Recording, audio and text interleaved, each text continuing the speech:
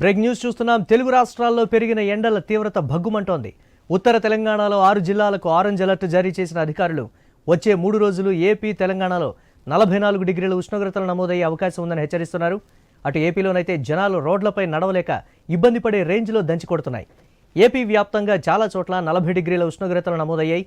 ఇవాళ కూడా అలాంటి పరిస్థితే ఉంటుందని వాతావరణ శాఖ అధికారులు తెలిపారు.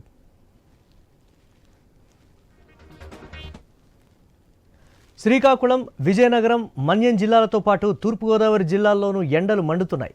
ఇవాళ కోస్తా జిల్లాలో తీవ్ర వడగాలులు వీచే అవకాశం ఉందని అధికారులు వెల్లడించారు. కోస్తాలోని 45 మండలాల్లో వడగాలుల తీవ్రత, మరో 185 మండలాల్లోనూ వడగాలుల ప్రభావం ఎక్కువగా ఉండనున్నట్లు ఎస్టిమేట్ చేశారు. రేపు ఎండలు మరింతగా భగ్గుమంటాయని వాతావరణ శాఖ వార్నింగ్ ఇచ్చింది. ఎండల తీవ్రత ఎక్కువగా ఉండడంతో ప్రజలు అప్రమత్తంగా ఉండాలని నిపుణులు సూచిస్తున్నారు.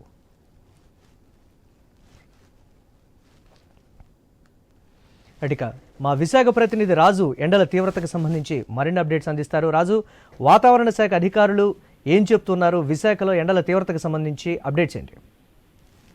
మురళి, ఏదైతే ఒక విశాఖపట్నం అనే కాదు, ఏపీ రాష్ట్ర వ్యాప్తంగా కూడా పూర్తిగా అయితే వేసవి మంటలు బొగ్గుమని మండుతున్నాయనే చెప్పుకోవచ్చు. వాతావరణ శాఖ, అదేవిధంగా విపత్తుల నిర్వహణ శాఖ కూడా ఇప్పటికే పలు హెచ్చరికలు కూడా జారీ చేసింది.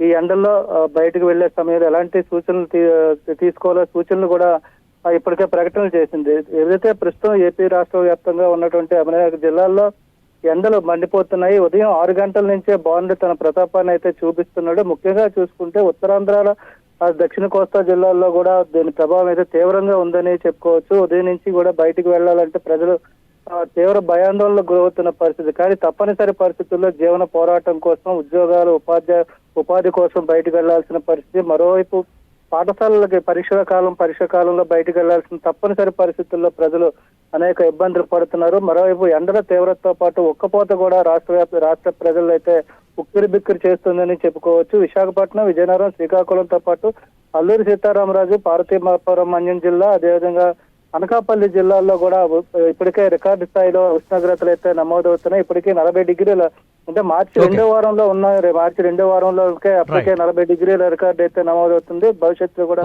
దీని ప్రభావం తీవ్రంగా ఉండే అవకాశాలు అయితే ఉన్నట్టుగా తెలుస్తుంది. Right, thanks for updates Raju.